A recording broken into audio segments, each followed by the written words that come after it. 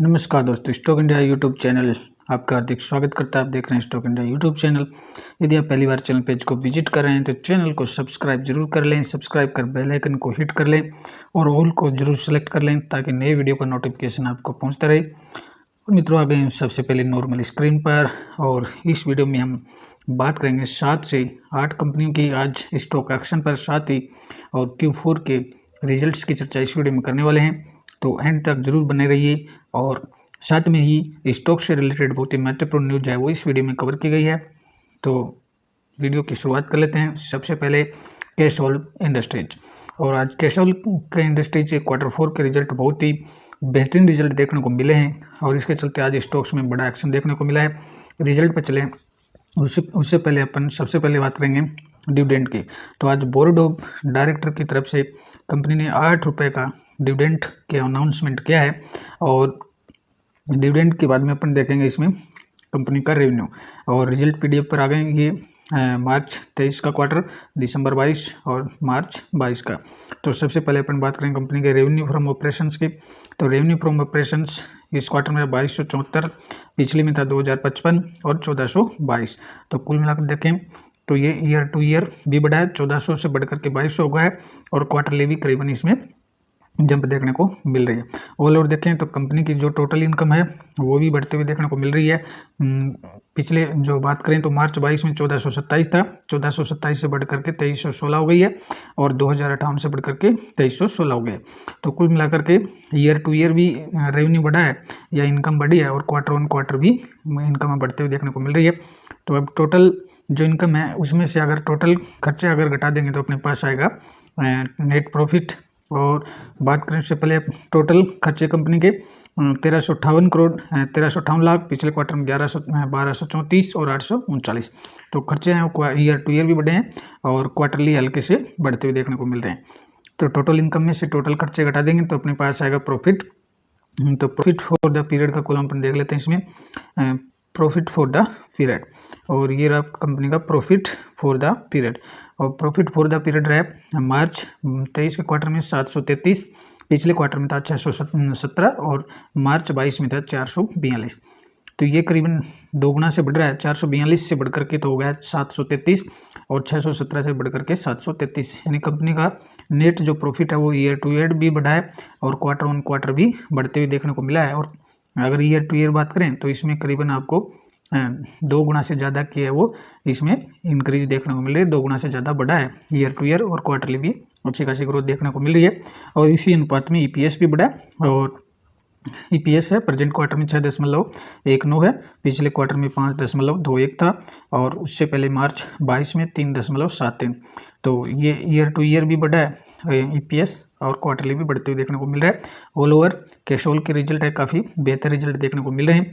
साथ ही इस क्वार्टर में इसका जो शेयर होल्डिंग पैटर्न है उस पर भी एक अच्छी बड़ी दमदार न्यूज़ निकल के देखने को मिल रही है कि इस जो मार्च 23 का क्वार्टर है इसमें जो अगर डीआईएस की हिस्सेदारी देखें तो इसमें जो प्रमोटर्स की हिस्सेदारी की बात करें तो ये मार्च जो 23 का क्वार्टर चल रहा है, मार्च 23 के क्वार्टर का जो शेयर होल्डिंग पैटर्न है वो भी अपडेट हो गया है। तो इसमें प्रमोटर्स की जो हिस्सेदारी है वो 62% या करीबन 63% देखने को मिल रही है। पिछले क्वार्टर में प्रमोटर्स की हिस्सेदारी 66.39% थी, यानी देखें तो इसमें प्रमोटर ने अपनी हिस्सेदारी है वो कम की है। साथ ही अगर देखें इसकी पब्लिक की होल्डिंग तो इस क्वार्टर में यानी लेटेस्ट जो क्वार्टर समाप्त हुआ है 31 मार्च 23 का, इस क्वार्टर में पब्लिक की जो होल्डिंग है वो करीबन आपको 37.09 देखने को मिल रही है, और पब्लिक होल्डिंग पिछले क्वार्टर में 33.61 थी। तो ये पब्लिक ने अपनी होल्डिंग बढ़ाई है, और इसमें पब्लिक में अपनी होल्डिंग किसने बढ़ाई है इस पर लेटेस्ट जो ब्रेकिंग न्यूज आपको देखने को मिलेगी। ये जो नई जो होल्डिंग है वो रेखा राकेश झुंझुनवाला ने बढ़ाई है। राकेश झुंझुनवाला ने इस स्टॉक्स में पहली बार एंट्री ली है, यानी पीछे के अपन क्वार्टर देख रहे हैं इसमें यहाँ पीछे के सभी क्वार्टर है वो खाली दिखाई दे रहे हैं, यहाँ कोई स्टेक नहीं है। लेकिन ये जो क्वार्टर है मार्च 23 का, मार्च 23 के क्वार्टर में यानी क्वार्टर फोर्थ से पहले और राकेश रेखा झुंझुनवाला ने इसमें अपनी करीबन 5.2% की हिस्सेदारी इसमें पहली बार ली है। यानी कैश ऑल इंडिया है वो झुंझुनवाला के स्टॉक्स में पहली बार शामिल हुआ और 5.23% की हिस्सेदारी इसमें देखने को मिल रही है। साथ ही इसमें 3.31 जो फीसदी है वो चाणक्य कॉर्पोरेट सर्विसेज की है देखने को मिल रही है और उत्पल सेठ की हिस्सेदारी इसमें 3.44 देखने को मिल रही है। तो ये बिग अपडेट यहाँ देखने को मिल रही है। इसके साथ ही अगर अपन बात करेंगे तो इसमें आशीष जो कचौलिया जो सर हैं तो उनकी हिस्सेदारी भी इसमें देखने को मिल रही है और आशीष कचौलिया जो सर हैं उन्होंने अपनी हिस्सेदारी कम किया। पहले पिछले क्वार्टर में 2.13 थी, इस क्वार्टर में 2.02 देखने को मिल रही है। मुकुल अग्रवाल की हिस्सेदारी उन्होंने भी अपनी हिस्सेदारी इसमें कम किया। और यदि इस पर स्टॉक्स पर एक्शन की बात करें तो रिजल्ट इतना दमदार था कि कैश ऑल इंडिया के स्टॉक्स में करीबन है वो 9% की दमदार रैली देखने को मिली है और स्टॉक्स 645 पर ट्रेंड कर रहा है। और यदि लास्ट 1 मंथ की बात करें तो पिछले 1 महीने में स्टॉक्स करीबन इसमें 45% का रिटर्न इसने दिया है। और पिछले महीने की बात करें तो इसमें पिछले महीने में एक शानदार रैली इसमें देखने को मिली है और 45% की तेज़ी देखने को मिली है। साथ ही यदि पिछले 5 सालों का भी इसका ट्रैक रिकॉर्ड देखें तो पिछले 5 सालों में इसने 52% का रिटर्न दिया है। इसके साथ ही अगर तो कुल मिलाकर देखें कैश ऑल इंडिया है वो आईटी की एक दिग्गज कंपनी है, अच्छी कंपनी देखने को मिली है और इसमें पहली बार है वो राकेश झुंझुनवाला ने एंट्री ली है, करीबन 5% की हिस्सेदारी इसमें हासिल की है। तो नेक्स्ट बात करें मैप माई इंडिया के और मैप माई इंडिया के भी Q4 रिजल्ट्स की अपन चर्चा करेंगे। तो यदि आज स्टॉक्स पर एक्शन की बात करें तो आज स्टॉक्स करीबन है वो 1.5% गिरते हुए देखने को मिला है। और इसके रिजल्ट्स की बात करें तो इसके जो PAT जो है करीबन वो PAT जो है 23% तक बढ़ा है और 108 करोड़ का इसको प्रॉफिट देखने को मिल रहा है और रेवेन्यू भी करीबन वो 1.5 गुना से बढ़ते हुए देखने को मिल रहा है और 3 रुपये पर शेयर का इसमें डिविडेंड मिलने जा रहा है। यानी जो CE इन्फोटेक है और CE इन्फोटेक का जो ब्रांड नेम है वो मैप माई इंडिया है। यानी इनका जो CE इन्फोटेक का और जो ब्रांड नेम है वो क्या है, मैप माई इंडिया है और मैप माई इंडिया के नाम से स्टॉक्स का नाम देखने को मिलता है लेकिन कंपनी का नाम CE इन्फोटेक है। तो इसने 3 रुपये पर शेयर का डिविडेंड का अनाउंसमेंट किया है और इसमें साथ डिक्लेयर्स डिविडेंड ऑफ 3 रुपये पर शेयर और इसमें रेवेन्यू है वो करीबन 1.4% तक बढ़ा है। PAT 25% तक बढ़ने को देखने को मिल रहा है। लेकिन इसके अगर रिजल्ट्स की तुलना करें तो जो रिजल्ट्स है इसका जो अर्निंग पर शेयर है वो मिस हुआ है, करीबन 11% से मिस हुआ है। यानी पिछले क्वार्टर की तुलना में और EPS है वो करीबन 11% डाउन देखने को मिल रहा है। यानी EPS मिस्ड हुआ है, यानी जो अनुमान था अनुमान से काफ़ी कम रिजल्ट देखने को मिल रहे हैं। और यदि रिजल्ट्स की बात करें तो उससे पहले कंपनी की मार्केट कैप की बात करें तो करीबन 5,400 करोड़ के मार्केट कैप की कंपनी है। कंपनी का जो सेल्स है 19% ईयर टू ईयर बढ़ा है। EBITDA में 5% की ग्रोथ देखने को मिली है, नेट प्रॉफिट में 17% की ग्रोथ देखने को मिली और EPS में 16% की ग्रोथ देखने को मिल रही है। ये ईयर टू ईयर है वो ग्रोथ अच्छी देखने को मिल रही है। यदि अपन क्वार्टरली बात करें पिछले क्वार्टर की तुलना में करेंगे तो पिछले क्वार्टर की तुलना में 62 से बढ़कर के 65 हो गया और 27 से कम होकर के 26 हो गया। यानी कंपनी का जो रेवेन्यू है पिछले क्वार्टर की तुलना में बढ़ा है और नेट जो प्रॉफिट है वो हल्का सा कम हुआ है। तो ऑल ओवर देखें तो रिजल्ट है वो एक संतुलित रिजल्ट है, क्वार्टरली कोई बड़ी गिरावट नहीं, हल्की सी गिरावट है लेकिन ईयर टू ईयर है वो उसमें अच्छी जंप देखने को मिल रही है। सेल्स में 19%, नेट प्रॉफिट में 17% की जंप देखने को मिल रही है। नेक्स्ट कंपनी की बात करेंगे नाथ बायोजीन्स और नाथ बायोजीन्स है वो एग्रो सेक्टर में और ये जो बीज होते हैं सीड्स बनाने का काम करती है और काफ़ी जाना पहचाना नाम है। इसके जो एग्रो के कृषि के लिए खेती के लिए जो बीज है कंपनी उनको बनाने का काम करती है। मार्केट में इनका अच्छा खासा नाम अपन देखने को मिल जाता है। और आज स्टॉक्स पर एक्शन की बात करें तो स्टॉक्स करीबन हुआ 4% तक टूटते हुए देखने को मिला है।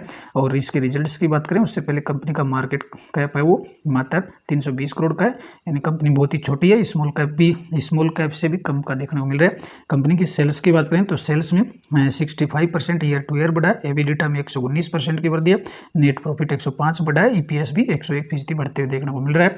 तो ईयर टू ईयर रिजल्ट अच्छे ही देखने को मिल रहे हैं। यदि अगर क्वार्टरली रिजल्ट तुलना करें तो 25 करोड़ से बढ़कर के रेवेन्यू 44 करोड़ हो गया, EBITDA 5 करोड़ से घट करके 4 करोड़ है, यानी क्वार्टरली हल्की सी गिरावट है। नेट प्रॉफिट है 1 करोड़ 35 लाख से बढ़ करके 1 करोड़ 59 लाख हो गया। तो ऑल ओवर रिजल्ट है वो संतुलित रिजल्ट है, ईयरली अच्छी ग्रोथ देखने को मिल रही है। नेट प्रॉफिट है वो करीबन डबल हो गया है। और यदि क्वार्टरली अगर बात करेंगे अपन तो क्वार्टरली भी उसमें रिजल्ट संतोषजनक है। कम नहीं हुए। और नेक्स्ट बात करेंगे राघव प्रोडक्टिविटी एनहेंसर, तो इसकी भी अपन बात करेंगे। तो इसके भी आज स्टॉक्स पर एक्शन की बात करें तो आज स्टॉक्स तकरीबन 1% से ज़्यादा की तेज़ी इसमें देखने को मिली है। और सबसे पहले अपन रिजल्ट पीडीएफ पर आते हैं और रिजल्ट पीडीएफ पर सबसे पहले अपन देखेंगे डिविडेंड का अनाउंसमेंट। तो कंपनी ने डिविडेंड बहुत ही हालांकि छोटा दिया है, 1 रुपये पर शेयर का डिविडेंड का अनाउंसमेंट इसने किया है। और इसके रिजल्ट्स के पर चलते हैं अपन। तो रिजल्ट्स की बात करें तो राघव प्रोडक्टिविटी के रिजल्ट्स सबसे पहले कंपनी का रेवेन्यू फ्रॉम ऑपरेशंस देख लेते हैं, ग्रोस रेवेन्यू फ्रॉम ऑपरेशन। और ये आप प्रेजेंट क्वार्टर में रहा 3775, पिछले क्वार्टर में था 3742 और मार्च 22 में था 3584। तो ये क्वार्टर ईयर टू ईयर भी बढ़ रहा है और क्वार्टर ऑन क्वार्टर भी बढ़ते हुए देखने को मिला है। टोटल इनकम की बात करेंगे तो 3270 से बढ़कर तो हो गया 3473 और 3408 से बढ़कर के 3473, यानी क्वार्टरली भी बढ़ी है और ईयर टू ईयर भी बढ़ते हुए देखने को मिल रही है। और कंपनी के जो टोटल खर्चे की बात करें तो इस क्वार्टर में 2503 रहा है, पिछले क्वार्टर में 2539 और मार्च 22 में 2603, यानी ईयर टू ईयर भी खर्चे तो घटे हैं और क्वार्टरली खर्चे क्वार्टरली भी घटे। और अब टोटल इनकम में से अगर टोटल खर्चे घटाएंगे तो अपने पास आ जाएगा प्रॉफिट फॉर द पीरियड। तो कंपनी का प्रॉफिट फॉर द पीरियड देखें तो ये रहा प्रॉफिट फॉर द पीरियड का column, profit for the period. तो इस क्वार्टर में प्रॉफिट फॉर द रहा 723 लाख, पिछले क्वार्टर में 650 था और मार्च 22 में 514। अगर इसको कैलकुलेट करते हैं तो ईयर टू ईयर 500 से बढ़कर के 700 हो गया और क्वार्टरली 650 से बढ़कर के 700 हो गया, यानी ईयर टू ईयर भी ग्रोथ देखने को मिल रही है और क्वार्टर ऑन क्वार्टर भी अच्छी ग्रोथ ही देखने को मिल रही है। इसका जो रिफ्लेक्शन ईपीएस में मिलेगा, प्रेजेंट क्वार्टर में ईपीएस बढ़कर के 6.31 हो गया, पिछले क्वार्टर में 5.67 था और मार्च 22 में 4.48 था, यानी जो ईपीएस है वो ईयरली भी बढ़ा है और क्वार्टरली भी बढ़ा है। ऑल ओवर राघव प्रोडक्टिविटी के रिजल्ट है वो काफ़ी अच्छे रिजल्ट हैं, क्वार्टरली भी अच्छे ही हैं और ईयर टू ईयर भी अच्छे देखने को मिल रहे हैं। और इसी का जो रिफ्लेक्शन आज अपने को स्टॉक्स में भी देखने को मिल सकता है। यदि स्टॉक्स के ऑल टाइम की बात करें तो 2016 में कंपनी लिस्ट हुई थी और 2016 में लिस्टिंग के बाद से इसके स्टॉक्स में काफ़ी एक तेज़ी देखने को मिली है। करीबन अब तक इसने 3034% का रिटर्न इसने दिया है। नेक्स्ट बात करेंगे नेक्स्ट कंपनी टाटा ग्रुप से, और यूँ कहें कि रिटेलर्स काफ़ी बड़ी संख्या में इस कंपनी में देखने को मिलते हैं। TTML Tata tele services, Tata tele services Maharashtra, यानी जिसको अपन TTML भी बोलते हैं। तो TTML के रिजल्ट्स भी देख लेते हैं। उससे पहले मार्केट कैप की बात करें, इसका मार्केट कैप है वो 12,255 करोड़ का है। रिजल्ट्स की बात करेंगे, सबसे पहले अपने इसके रेवेन्यू और सेल्स देखेंगे। रेवेन्यू और जो सेल्स है वो ईयर टू ईयर 3% बढ़ा है। मार्च 22 में 273 करोड़ था और दिसंबर 22 में 282 था और प्रेजेंट क्वार्टर में रहा 280 करोड़, यानी जो ईयर टू ईयर इसमें हल्की सी ग्रोथ हुई है और क्वार्टरली इसमें 2 करोड़ घटा, यानी कोई ज़्यादा गिरावट तो नहीं हुई है और ज़्यादा बढ़ा भी नहीं है। ईयर टू ईयर 3% बढ़ा, यानी 273 करोड़ से बढ़ करके 280 हुआ है और 282 से घट करके 2 करोड़ घट करके मात्र 280 हुआ है। ऑल ओवर कह सकते हैं कि जो रेवेन्यू है वो संतोषजनक रहा, न तो कोई इसमें बड़ी इंक्रीज हुई है, न कोई इसमें बड़ी गिरावट हुई है। और EBITDA देखते हैं, EBITDA 9% तक बढ़ा है। नेट प्रॉफिट है वो भी 1% बढ़ा है। और अभी भी अगर नेट प्रॉफिट देखें तो कंपनी को कोई प्रॉफिट नहीं है, कंपनी फिलहाल घाटे में चल रही है। मार्च 22 में 281 करोड़ का घाटा था, दिसंबर 22 में जस्ट पिछला जो क्वार्टर था उसमें 280 करोड़ का घाटा था और इस क्वार्टर में जो घाटा है वो घट करके थोड़ा कम हुआ, 277 करोड़ का हुआ। EPS देखें तो उसमें भी 1% की वृद्धि हुई है, यानी ये कंपनी धीरे धीरे है वो जो कंपनी को लॉसेज हो रहा है वो लॉस को कम कर रही है, उसको कवर करते जा रही है। हर क्वार्टर में लॉसेज है वो घटते हुए देखने को मिल रहा है। और यदि आज स्टॉक्स पर एक्शन की बात करें तो स्टॉक्स में आज गिरावट तो नहीं थी, लेकिन स्टॉक्स में कोई बड़ी तेजी भी नहीं है, 0.5% तक के आसपास देखने को मिल रही है। और यदि लास्ट 1 ईयर की बात करेंगे तो लास्ट 1 ईयर में 25 अप्रैल 22 की अगर बात करें तो 25 अप्रैल 22 के बाद से स्टॉक्स है उसमें कभी बड़ी गिरावट हुई है और स्टॉक्स है और करीबन 61% क्रैश हो गया है। और पहले जहां स्टॉक्स करीबन ये 150 से ऊपर चल रहा था और 150 से फिसल करके स्टॉक्स है मात्र 62 रुपये पर आकर के टिका है। और अभी स्टॉक्स हालांकि कंपनी बुरी नहीं है, लेकिन इसको जो अपना ब्रेक इवन जो पॉइंट है, न लॉस न प्रॉफिट वाली स्थिति में आने में काफ़ी समय लगेगा। इसलिए इसमें अभी भी किसी बड़ी क्वांटिटी को लेकर के न बैठे रहें। जब भी कंपनी ब्रेक इवन पॉइंट पर पहुंचेगी तब इसमें इन्वेस्टमेंट करने के लिहाज से देखा जा सकता है। और ये नेक्स्ट कंपनी की बात करेंगे इंडसइंड बैंक की, और इंडसइंड बैंक की भी चर्चा करें अपन तो आज इसके जो रिजल्ट्स हैं काफ़ी अच्छे देखने को मिले हैं, और सभी बैंकों के रिजल्ट्स हैं वो काफ़ी बेहतर रिजल्ट आ रहे हैं। और इसमें जो बैंक का जो नेट प्रॉफिट है करीबन 50% जंप हुआ है, 2040 करोड़ तक बढ़ा है। और इसमें बैंक ने 14 रुपये पर शेयर का डिविडेंड का अनाउंसमेंट इसमें किया है इसने। और यदि बैंक के रिजल्ट के एस्टिमेट की बात करें तो इसका जो ईपीएस था वो करीबन जो अनुमान था उससे काफ़ी बेहतर ईपीएस देखने को मिला है। और इसमें 2.5% से ज़्यादा का इसमें सरप्राइज देखने को मिला है, यानी जो एक्सपेक्टेड था एक्सपेक्टेड से 2% ज़्यादा 2.5% ज़्यादा देखने को मिल रहा है। और हालांकि रेवेन्यू है उसमें सरप्राइज हुआ है, रेवेन्यू में करीबन 4% की गिरावट हुई है, लेकिन इसका ईपीएस बढ़ा है। और रिजल्ट पर चलें तो रिजल्ट की बात करें तो कंपनी के सेल्स भी रेवेन्यू बढ़ा, रेवेन्यू 27% बढ़ा है, एबिडिटा है वो 54% बढ़ा, नेट प्रॉफिट 50% बढ़ा है, और ईपीएस में भी 50% की वृद्धि देखने को मिली है। यानी कंपनी के जो हर मोर्चे पर सेल्स, एबिडिटा, नेट प्रॉफिट, ईपीएस सारी चीज़ें बढ़ी हैं। लेकिन इसका जो नेट एनपीपी है, नेट एनआईआई की बात करें तो वो उसमें भी हल्की सी है वो तेज़ी देखने को मिली है, लेकिन इतनी बड़ी कोई तेज़ी देखने को नहीं मिली है। और इंडसइंड बैंक की बात करें तो आज स्टॉक्स करीबन 1.5% तक गिरते हुए देखने को मिला है। और पिछले 1 वर्ष की बात करें तो स्टॉक्स पिछले इस 1 वर्ष के दौरान करीबन 11% तक गिरावट में देखने को मिला है।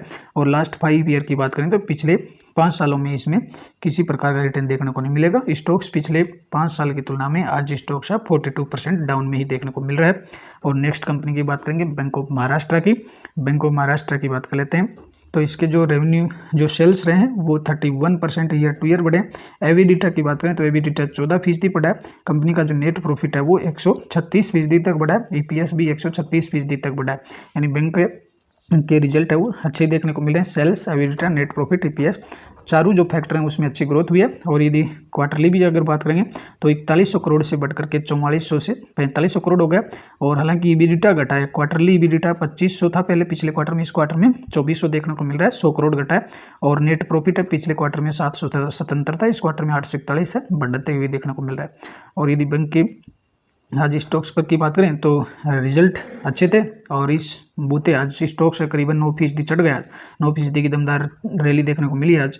और यदि इसमें लास्ट 6 मंथ की बात करेंगे, पिछले 6 महीनों में स्टॉक्स है वो 45% का इसने रिटर्न्स दिया है। अच्छी खासी इसमें तेज़ी देखने को मिली है लास्ट 6 महीने में। और बात करें कि पिछले 1 वर्ष के तो पिछले 1 वर्ष के दौरान जहां स्टॉक्स पहले था वहीं पर ट्रेंड करते देखने को मिला। 1 वर्ष के दौरान इसमें कोई रिटर्न नहीं देखने को मिला। नेक्स्ट कंपनी की बात करेंगे एल्कॉन, और एल्कॉन के रिजल्ट्स भी अपन देखेंगे। और एलिमको एल्कॉन और एमिको एल्कॉन के आज रिजल्ट देखें उससे पहले डिविडेंड की बात करते हैं। तो आज बोर्ड ऑफ डायरेक्टर्स ने 5 रुपये पर शेयर का इसमें डिविडेंड का अनाउंसमेंट किया है, तो शेयर होल्डर्स को 5 रुपये का डिविडेंड मिलने वाला है। रिजल्ट्स की बात करें तो मार्केट कैप देखें तो कंपनी बेहद ही छोटी कंपनी है, मात्र 250 करोड़ की कंपनी है। कंपनी के रेवेन्यू और सेल्स बात करें तो 78% ईयर टू ईयर बढ़ा है। एबिडिटा करीबन 200% तक बढ़ा है। नेट जो प्रॉफिट है 158% ईयर टू ईयर बढ़ा है। ईपीएस भी 159%। तो इसके जो रिजल्ट हैं ईयर टू ईयर रिजल्ट बहुत ही दमदार रिजल्ट देखने को मिल रहे हैं। अगर क्वार्टरली रिजल्ट्स की बात करेंगे तो 38 करोड़ से बढ़कर के 64 करोड़ का रेवेन्यू आया है। ईबिडिटा 5-6 करोड़ से बढ़कर के लगभग डबल हो गया, 13.5 करोड़ हो गया। और नेट प्रॉफिट भी लगभग डबल हो गया है, 5 करोड़ से बढ़कर के करीबन 10 करोड़ का नेट प्रॉफिट देखने को मिल रहा है। और ऑल ओवर एमिको एल्कॉन के रिजल्ट है क्वार्टर ऑन क्वार्टर भी दमदार है और ईयर टू ईयर भी दमदार है। और रिजल्ट के चलते आज स्टॉक्स पर बड़ा एक्शन देखने को मिला है, और आज स्टॉक सीधा अपर सर्किट में है देखने को मिला है।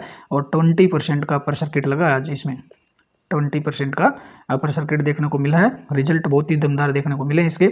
और यदि पिछले 1 महीने की अगर बात करें तो पिछले 1 महीने में स्टॉक्स ने 38% का रिटर्न इसने दिया है। और पिछले ऑल टाइम की अगर बात करें तो कंपनी के ऑल टाइम 2003 से पहले की लिस्टेड कंपनी है ये, और इसमें ऑल टाइम में इसने 83% का दिया है। यानी स्टॉक्स ने शॉर्ट टर्म में तो अच्छा दिया है, लेकिन इसमें लॉन्ग टर्म का देखें तो पिछले 10 सालों में मात्र इसने 480% का दिया। नेक्स्ट कंपनी की बात करेंगे तो महिंद्रा ग्रुप से महिंद्रा लॉजिस्टिक की, और महिंद्रा लॉजिस्टिक्स के भी अपन रिजल्ट्स देख लेते हैं। तो मार्केट कैप देखें इसका तो मात्र 2700 करोड़ की है। महिंद्रा ग्रुप की कंपनी है, लेकिन अभी भी ये एक छोटी कंपनी है। सेल्स की बात करें तो सेल्स 17% ईयर टू ईयर बढ़े, एबिडिटा है वो 24% बढ़ा है, नेट प्रॉफिट है वो 113%, ईपीएस है 11%। क्वार्टरली रेट देखें तो क्वार्टरली जो रेवेन्यू है वो हल्का सा डाउन हुआ है, ये एबिडिटा क्वार्टरली बढ़ा है, प्लस हुआ है, और सेल्स है वो घटे हैं, और नेट प्रॉफिट जो है वो भी घटते हुए देखने को मिल रहा है। जहां अब इस क्वार्टर में कंपनी को 1 करोड़ का नुकसान देखने को मिल रहा है, यानी प्रॉफिट नहीं हुआ है। पिछले जो क्वार्टर थे उसमें कंपनी प्रॉफिटेबल थी, लेकिन इस क्वार्टर में कंपनी है वो घाटे में चली गई, 1 करोड़ का लॉसेज दिखा है।